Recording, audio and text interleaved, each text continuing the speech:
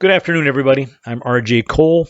Today's date is June 11th, 2021, and I'm going to take this time to share an event with you uh, that occurred 32 years ago.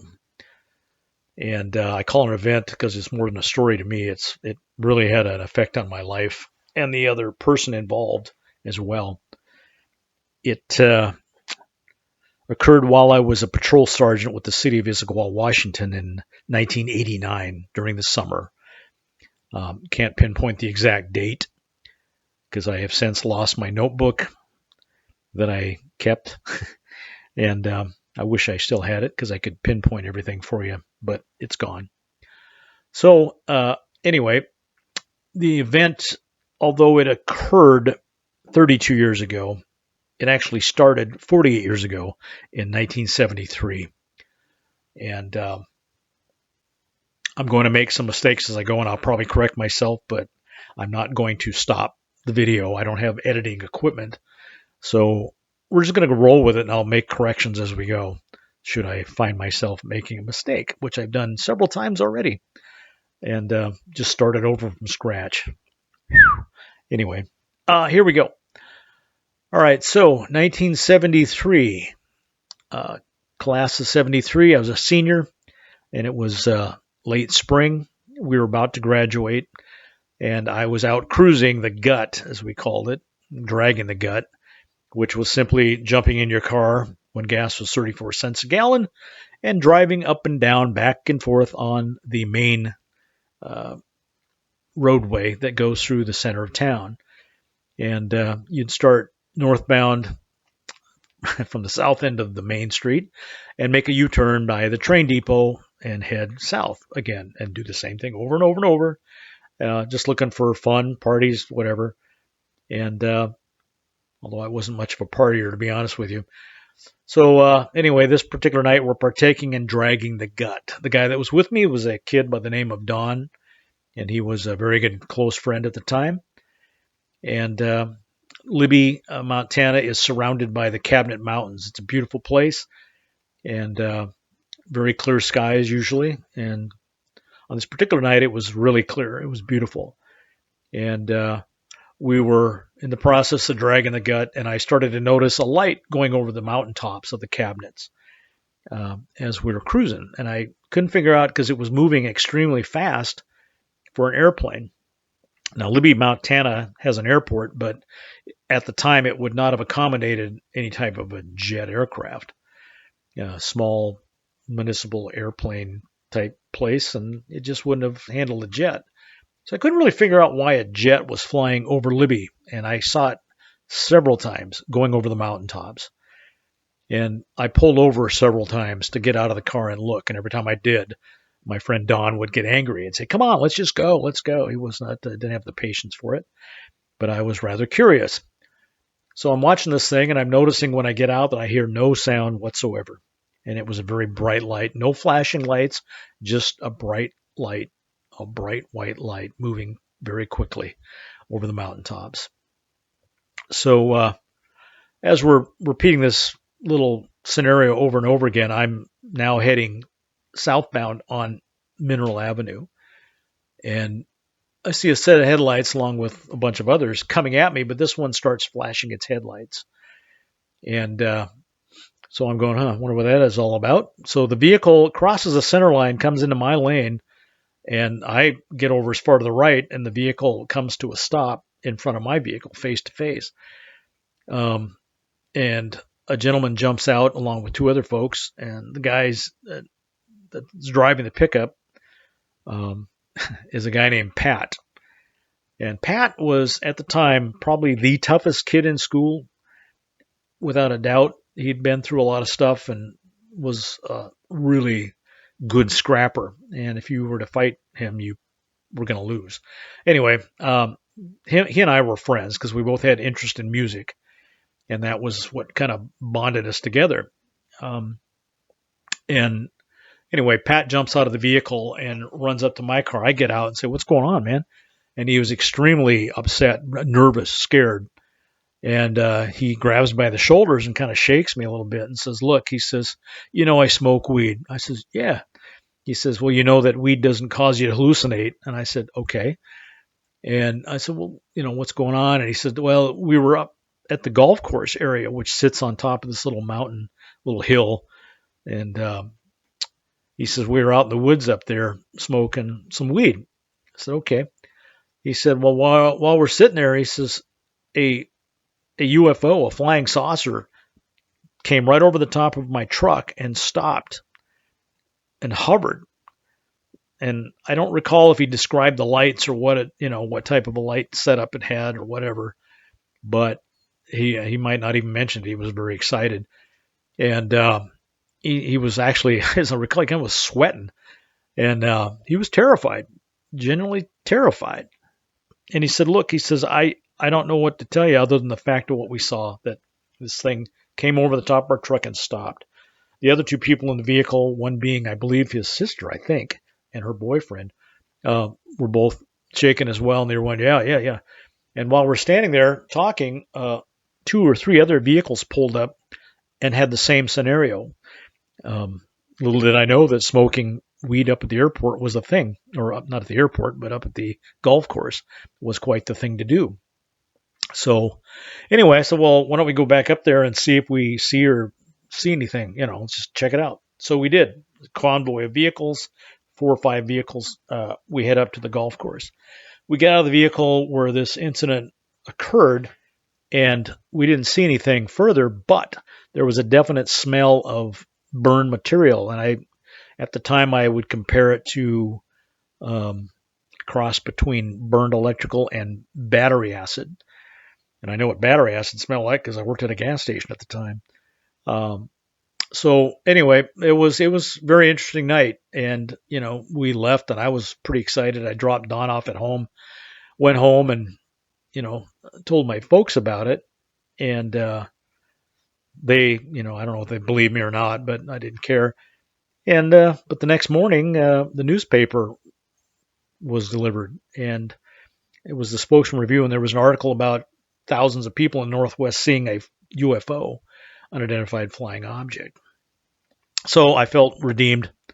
I said, I told you. And anyway, so fast forward about a month or 2 later, Pat shows up at my house, which was very unusual.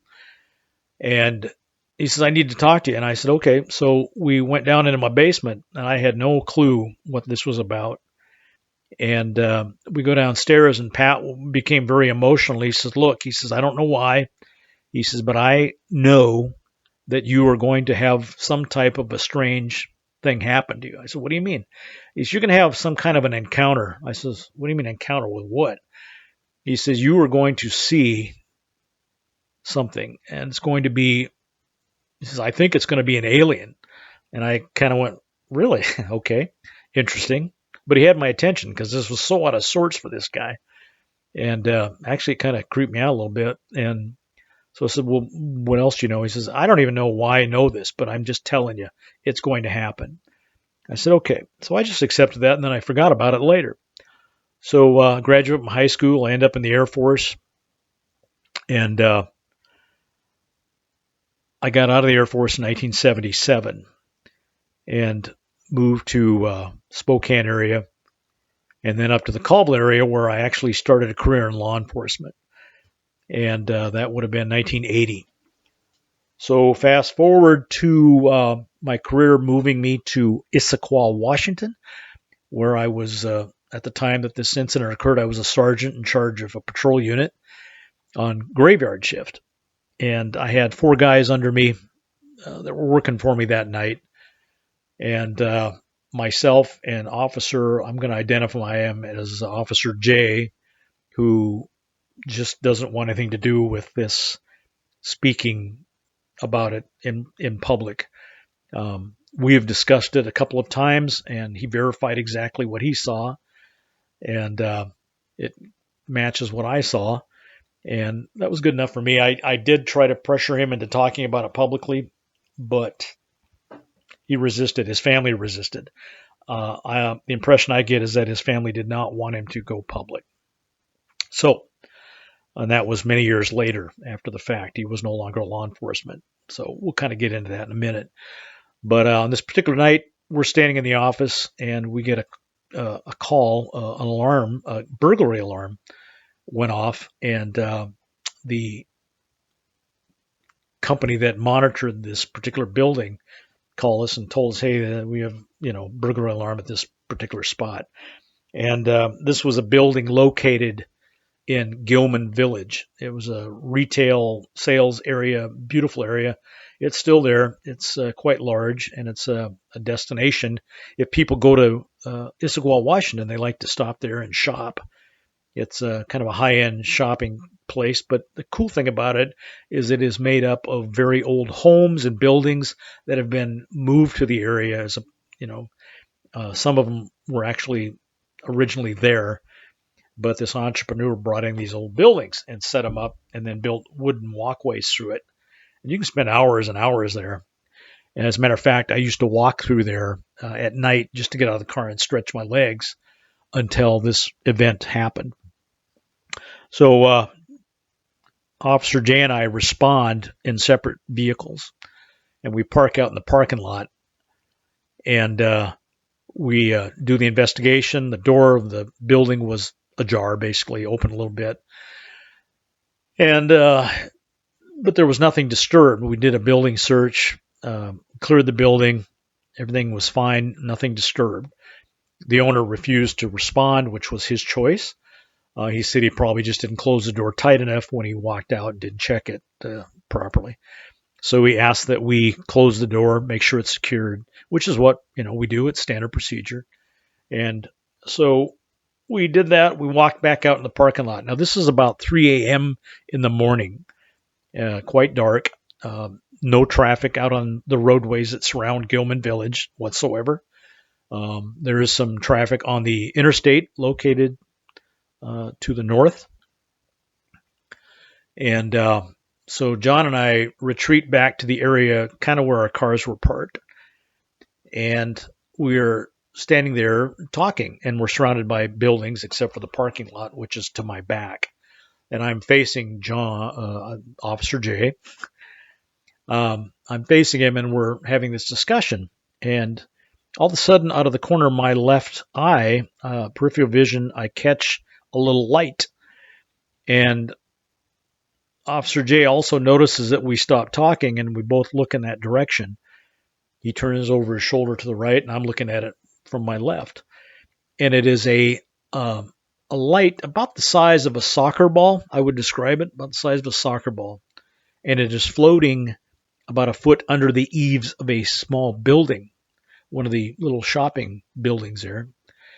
And it floats along the eaves in a straight line and gets to the corner of the building, makes a perfect left-hand turn, and just floats along the front of the building. I would call it the front. I'm not sure it was the front, but it was one side of the building anyway, because we were kind of kitty corner to the corner of the building, so I could see both directions, to the left and to the right, and both opposite sides of the building, basically, or separate sides of the building.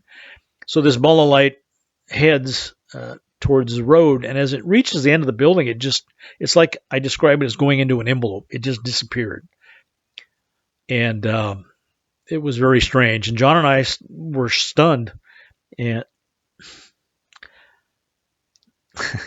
so I'm not going to start over again. We'll just say the guy's name is John, okay? And I'm not going to use his last name, though. We'll keep that part a secret. Anyway, John and I are stunned. And basically, we're kind of in shock. I mean, both looking at each other, looking back in that direction, at each other, back in the direction. And, he he had his arms crossed. And I could visibly see in the little lights around there, goosebumps on his arms. I had them too. I was like really freaking out.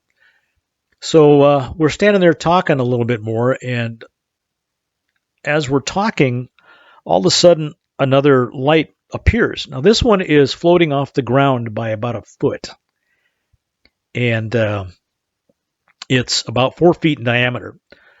And this light, and I describe it like a remember the light bulbs that they used to have? I guess they still do, soft white light bulbs. That's what the light looked like. It was, you could see the light on the building, but it wasn't so bright that it blinded you. But it was, just a very pure white light. And it floated a foot off the building going in the same direction as the first ball of light. And the difference with this one is as it reached the corner of the building and made a perfect left-hand turn, as it made that turn, inside the ball of light, I could see a being, if you will. And it was the ball was about 4 feet, so it was probably 3.5 feet tall. And it's hard to describe it. It was a silhouette. You couldn't make out a lot of details, but it was a silhouette. But the detail that you could definitely make out was that the hand closest to the exterior of the ball was kind of cupped. I don't know. It looked like this as it was walking, the hand. And the other hand as well, I guess, if you could kind of see it. But you could tell it was walking with its hands cupped towards the back. It had long arms. It was not heavy set, but it was definitely the shape of a being of some kind. We kind of went into shock, to be honest with you. Couldn't respond, couldn't talk. And John had his eyes focused on the ball of light, and I was focused on it. And when it made that corner of the building and continued alongside the building, it did the same thing. It's like it disappeared into an envelope. And there were some bushes that separated us from that ball of light because it was a foot off the ground. And you could see it move in between the bushes and the building. It wasn't, basically what I'm telling you is it wasn't projected by anything. It wasn't a reflection of any kind. It was behind the bushes, and you could see the light behind the bushes, through the leaves, through the greenery, but not on the bushes, okay? So it was not something that was projected. It was a dimensional object floating above the ground. So as it reached the end of that building, it did the same thing. It disappears. John and I turned and looked at me, and he said, "I'm getting the F out of here." And he ran to his car. Boom, he was gone. I'm standing there still trying to figure this thing out. And I didn't hang around much longer than that. I also jumped in my car and left. And to be honest with you, I didn't go back there at night by myself unless it was for a call. Again, for months. I just avoided the place. So I tried to get John to talk about it a few times, but he didn't want to. And he left the department not long after that incident occurred. So what happened to me after that is that every single day until probably 2002, I would think about it every single day for at least 30 minutes. I would review it like it just happened. I couldn't stop, and I couldn't pick the time that it would happen. I would just suddenly, boom, all of a sudden I am seeing this event over and over, in my head, picking out every detail, trying to figure out what did we see. But I got to tell you something. It was so strange. A person's brain can't receive properly what you're seeing when this happens. And I'll tell you what, I couldn't, even though it happened in a city setting. I used to do a lot of fishing, a lot of camping in a tent. Didn't mind tents at all. But after that incident, I couldn't do that anymore. I couldn't go out in the woods and camp in a tent. What the hell did that have to do with it? I don't know, other than the fact that it showed me that there's things that we don't know about that exist. And, for those people that have this issue, it changes your life in a lot of ways. So I went through all these years, 89 until 2002, before I ever talked about it publicly. And what changed that was after I basically retired from law enforcement in 1999, years later, after I moved back to Montana, bought my dad's estate and stuff. it was very difficult to make a living in Libby, Montana. Still is. But I ended up going to work for a police department up in Alaska. So I had some time on my hands. I was working for this police department, and when 9/11 happened, I actually got hired by a security group that provided security for British Petroleum in the Arctic, 200 miles above the Arctic Circle, the Prudhoe Bay oil field, which is where I worked for 19 years up until last year, when BP sold all their assets, and I basically was riffed out. But in that time, during that period of time, I was hired on 9/11 shortly thereafter. And 2002, in the summer of 2002, I was at the Kodiak launch facility on a military launch of a small tracking device that they launched from Kodiak, flew it out towards Seattle, where it plunged into the ocean, and it was used to calibrate ships that tracked incoming possible ICBMs, which was odd because when I was in the Air Force, I was an ICBM mechanic, basically. So it was kind of neat getting that opportunity to watch this thing launch.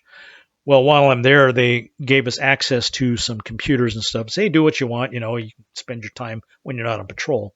Well, I signed up for Coast to Coast. I was a big fan of Art Bell when I was on patrol at night, and kind of stopped following it after I retired. But when I was out at Kodiak, I went ahead and got into that. And I just had this desire, and I wrote Art Bell a letter, an email, and sent it to him. And that was I think I mailed it or emailed it to him on a Monday. On the following open line night, he read the story, and it got a lot of attention. And then the following day, he read it again. And I'm only going to include this part because it's kind of important. His guest on the following Monday was somebody from the NIDS research group from Skinwalker Ranch when it was still owned by Mr. Bigelow. Robert Bigelow owned it. And they were doing government research on the ranch because of the paranormal activity.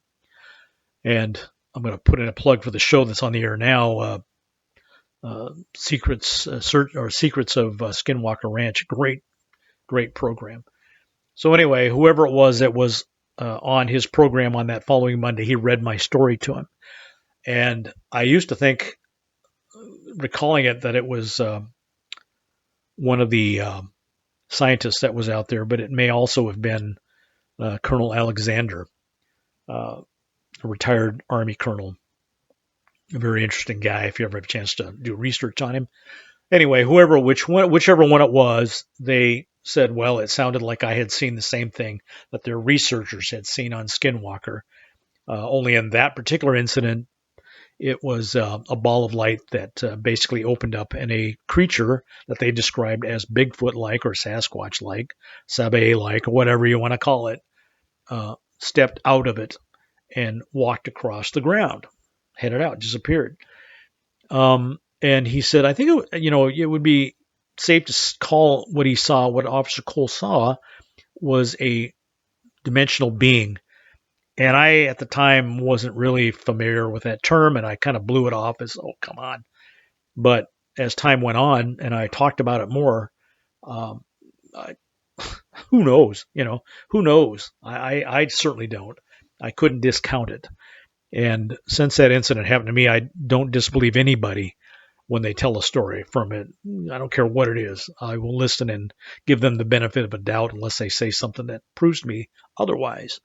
So the moral of this story is, if you had something strange happen to you, be it an encounter with Sasquatch, ghosts, anything out of the world, UFOs, don't be afraid to talk about it. You will have naysayers. I had naysayers in my police department. But you know what? If you stand your ground and tell them, hey, this actually happened, and, especially police officers are pretty good about telling when people are lying. So I didn't get too much crap after that. But, I'm sure there's still some that say, bullshit. But it is what it is. But anyway, for me, every time I talked about it, and I've done tons of radio shows, I've been, a guest on a lot of shows, and I've been, call-in guest for Fade to Black, all that kind of stuff. And every time I talked about it, I found that my events where I would, couldn't control when I would kick in and start thinking about it slowly dissipated. Every time I talk about it, it would go away a little bit more, and the time in between those times would increase to the point now where I don't even think about it unless I want to. I choose when I think about it. So every chance I get, I will talk about my event, and I hope that you do the same thing. And there were, like I said, I'm not going to discuss it today, but there's a ton of things that happened after the fact that I used to call when it would happen. And I'm going to give you a little hint. I'll give you an example, and it happened over and over and over again. If I would say to somebody like my wife, I saw Ben Stein. You know who Ben Stein is, a former White House attorney, actor, writer, amazing writer. I made a comment after watching him on a program, and I said, geez, I would sure like to shake his hand. And you know what? I went up to the slope, did my job, and when I got into Seattle to fly to Spokane to drive home, guess who was standing at the gate door? Ben Stein. And I had been bumped up to first class, so I'm thinking to myself, well, I don't know what he's doing here, but I'm sure he's flying first class. And he did. He sat right behind me. I got on the plane, reached over the seat and shook his hand and said, you're a hero of mine. And from that point on, I started to study and write because I loved what he wrote, and it kind of got me started in writing. And Ben Stein actually did editing on a story that I wrote about a dream I had, and that was all interconnected with this incident. I don't know what happened, but it opened a floodgate of synchronicity that is really way beyond just chance. Okay, everything happens for a reason. You meet people for a reason, whatnot. But Ben Stein, was kind enough to actually do editing on a story for me because the story was technically about him brought on into a dream, and that came absolutely true. Not only the event of meeting him, but the dream that followed came true the day after I had the dream. And it was, I don't know, that stuff just kept happening and happening over and over again. So anyway, just know that if something like this happens to you, there's probably a reason for it. And I have no idea, for me, if this connection was why I became a police officer. Something happened to make it happen. That's all I can tell you. Anyway, I hope you enjoyed the story. If you have any questions, comments, you can write to me in my email, my personal email. It's PolarBear, all lowercase, PolarBear, one word, lowercase, 59923 at yahoo.com. Feel free to send me a line and, comments, questions. If you have questions, I would be more than happy to answer them. And I will encourage you to share your story with Outcast Paranormal or any other outlet that you feel that you want to share it with. Call into radio shows like Fade to Black. Jimmy Church, who's the host of that show, is very kind. And just do it. Set yourself free, man. I haven't gotten to the point where I can feel like I want to write a lot about it, but I'm going to. Anyway, thank you so much for your time, guys. Talk to you later. Bye-bye.